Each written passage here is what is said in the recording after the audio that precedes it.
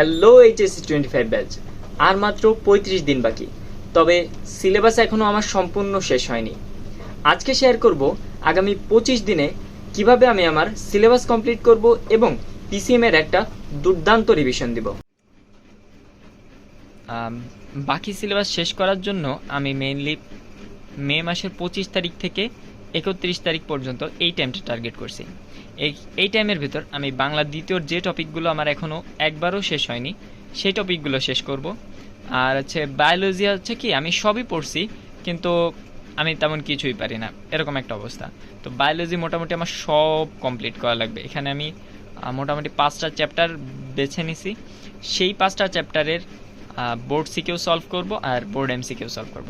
তো প্রতিদিন প্রায় 2টা করে বায়োলজির চ্যাপ্টার করা লাগবে, আর ফাঁকে ফাঁকে আমি বাংলা দ্বিতীয়র টপিকগুলো ঢুকাই দেব।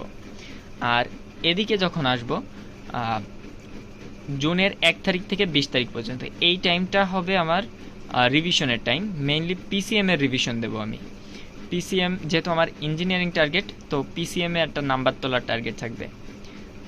এখানে আমার এমসিকিউ এক্সাম দিতে হবে প্রতিদিন, এবং যতটা পারি রিভিশন দিব। আর আমার ইংলিশ বলতে গেলে তেমন কিছুই পারি না আমি, এর জন্য প্রতিদিন 2 ঘন্টা রাখবো ইংলিশ কমপ্লিট করার জন্য। তো দেখা যাক কত দূর কী হয়। আর এই সব কিছু আমি কিভাবে কি করছি, দিনে কয় ঘন্টা পড়ছি, এটা শর্ট রিলস আকারে আমার চ্যানেলে আপলোড করা হবে।